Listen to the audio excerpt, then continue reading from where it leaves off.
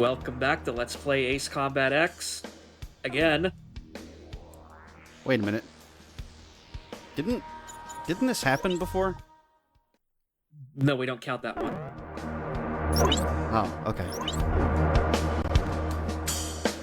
Okay, so, well, for our glorious efforts retaking Port Patterson, we have unlocked the XFA, I think it's 24, maybe? The Appalus, anyway. Basically, the first of Ace Combat X's wannabe super planes, effectively. Electrosphere light. Pretty much, yeah, no. We're getting there, like, trust me, like, once we get further into the game, it will start showing its true Electrosphere colors. Can't wait for that. Yeah. And then you go, oh god, oh no. Man, you know what? It's actually been long enough that I haven't seen this game where I forgot that it actually introduced the parts system. Yeah, this is basically where, like, Infinity and 7 start to the aircraft tree doesn't come into it until, like, Infinity and then 7, but yeah, no, the parts come in X and Joint Assault. Ah, yeah. LASAP's Miller unit is meeting up at Kingshill. Based on the sheer strength of the enemy force, an offensive aimed at retaking Port Patterson appears imminent.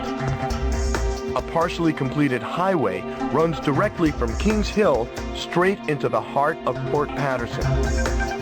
The enemy intends to use this highway to swiftly spearhead its way through our defenses. Their ground forces must be destroyed if Port Patterson is to remain ours. Our soldiers are in a precarious position. If they are attacked now, they will have no choice but to abandon the port. One more thing. On the highway leading to Port Patterson, there is a tunnel. If an enemy tank makes it to the tunnel, it will be beyond the reach of any air assault. If even one enemy tank enters the tunnel, our mission will fail. Please make sure this doesn't happen. Ah, yes, the famed Ace tank. Yeah. Well, again, this is basically like, and the briefing, like, bashes you over the head with it. This is the, do this mission or you're gonna fuck things up and get on the bad timeline, run.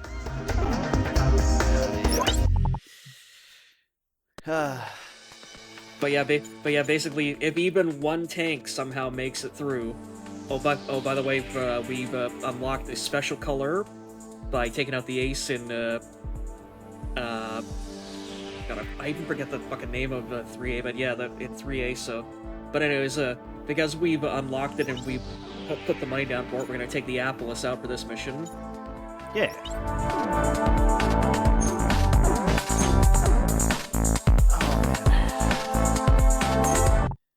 Are we going to see any bomb shenanigans? Are you actually going to take the bombs out? Not in this one, I don't think. Okay. No, like, for this one, given, like, just the sheer amount of, like, ground targets that it gives you, and, like, for how fast you have to take them all out to, like, the XAGM is probably your best option. Yeah, fair enough. Also, like, didn't actually do this last time around that we recorded this, but I'm actually going to be, like, tuning up the Appalus and putting, like, some parts on it so that you can actually, like, see that it's, you know, you can, in a way, like, especially once you get the later parts unlocked, like, tune this thing up to basically make it a super plane. Yeah, that's one thing I do like about the part system, is that you can actually, like, if you like a particular plane, you can make it, you know, decent enough to use in endgame, even if it's an early game plane. Yeah. Although, unfortunately, you can't do that with all the planes in X. It's only the Oogie Boogie planes, like the Appalus and, like, the Fornius and whatever, that, they're the only ones that will allow you to do that. Highway to cover their movement. The location is well concealed. But still, like you said, basically, like, you know, if you like this plane, and, like, it is a pretty actually well-designed plane for being a weird science fiction bullshit plane, but basically, like, as you start unlocking more and more parts throughout the game, you can take this thing into the end game if you want to, and it actually kind of holds up pretty decently.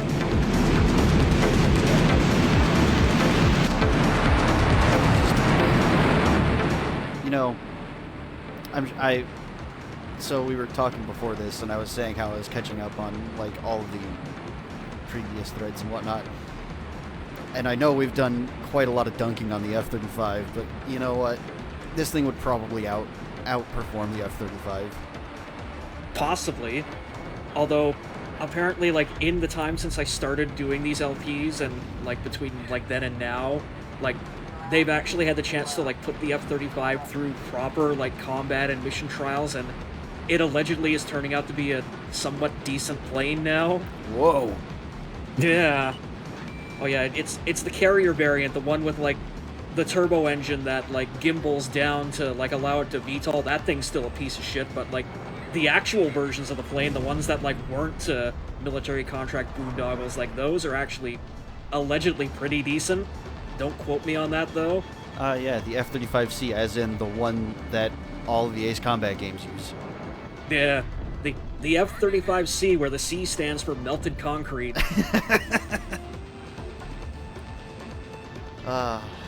Gotta love it.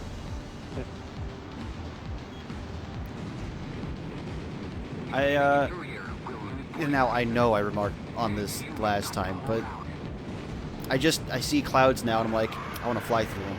I want to ice up a little bit. No, that's 7. We'll get there eventually.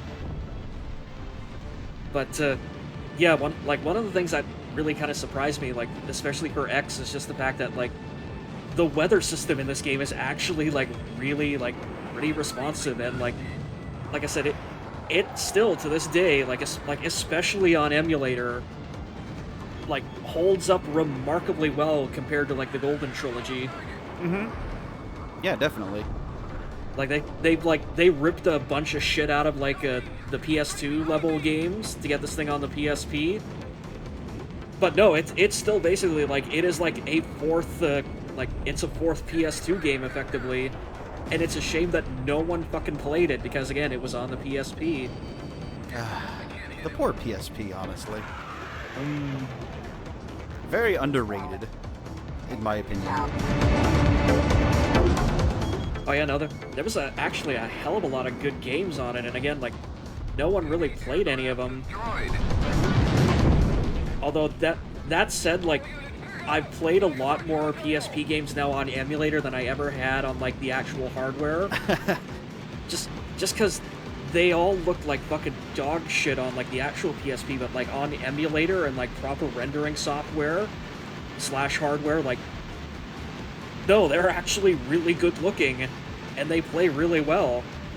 And, like, having a second, like, analog stick, like, that you can basically, like, jury rig through, like, the control scheme and shit, like, actually makes it worthwhile. Yeah, I think if there was one thing that I could say that the PSP kind of failed on was controls, generally speaking. Yeah, like, you saw that thing that I did, like, basically, like, where normally, like, you can use, like, the second analog stick on, like, the PS2 and later games to, like, look around the plane, like, to actually get that mode achievable, like, in, also, look at this farm shit here. Nice. But yeah, like, to get that, like, actually type of, like, mode and, like, I guess, controls as you were, like, active on the PSP, you have to hold down the shoulder buttons together to put the plane in autopilot mode, and then it allows you to start looking around the plane with the thumbstick that it gives you. Yeah, that's kind of silly. And again, like, easily rectifiable with a second goddamn thumbstick.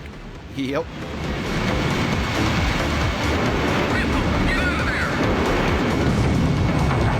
Yeah, these missiles, I will say, they look a whole lot more maneuverable than the PS2 games were.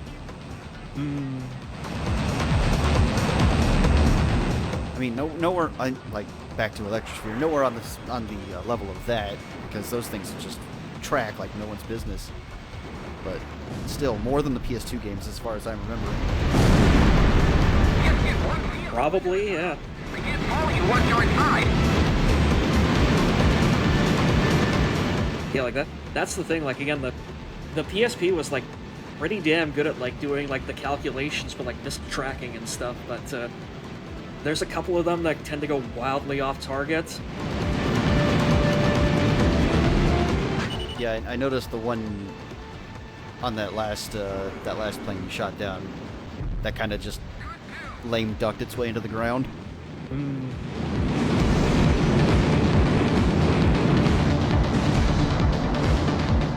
But yeah, like, speaking about, like, the weather system and, like, how responsive it is, like, again, like, you'll see it on, like, the full HD, version that finally goes up, but, like, at lower levels, like, you're just inundated with rain like crazy, and, like, the higher you go, like, especially, like, into the clouds, the rain starts to dissipate. That is... And what... That is a real nice touch. And yeah, I can kind of make it out on the commentary version here, but, like, it's a... You know, it's a little artifacty, but I can tell there's, like, actual rain particles in there. Yeah, like, this was a big reason why I wanted to, like, redo these videos and just, like, get them done in, like, full, proper, like, emulator 1080p, was just the fact that, like, just this game really looks so fucking good. Like, when you had the capacity to, like, properly render it and properly display it, and, like, even, like, the versions that I did, like, 2 years ago, like, they just look like garbage compared to how this stuff looks. I mean, I don't know. I don't think they look that bad, but yeah, no, it does look better. Just from what I can, like, make out.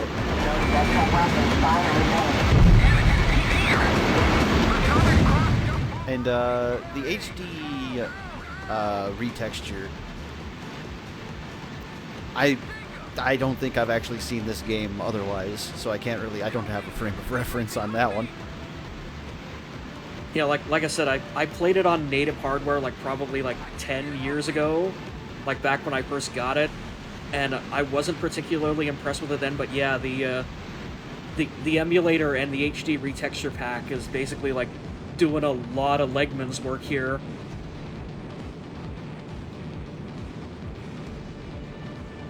Yeah, tell you what, some people, I admire their dedication. Yeah. I'd probably looked at this and been like, I don't know what the hell I'm doing. And just kind of, like, bumbled my way to a half-serviceable thing. Well, I know, like, when I first started doing, like, this LP project, like, the HD texture pack did not exist. So I was, like, literally, like, basically, like, having, like, the ongoing debate with myself, God, do I really want to do X? Like, X is weird, and it's not really canon, and it's on the PSP, and it looks like ass. Well, at least one of those problems got fixed. I mean, look, X is kinda canon now. Like, what changed it? Was it 7? Yeah, 7 and, like, not specifically 7, but, like, the background world-building stuff for, 7, because, like, they put out, like, one of their, fictional news magazine covers, and it, like, you know, the 25th anniversary, wallpaper where it had, like, all the planes and everything on it, and, like, it actually has, like, the Griffiths 1, F-22, and, like, Aurelian and Laysat planes on it. Ah, gotcha. Yeah, apparently, yeah, that was an actual canon thing that happens in-universe, so yeah, Ace Combat X is canon, baby. Now it's in the same kind of almost gray area as Portable Ops is. Yep.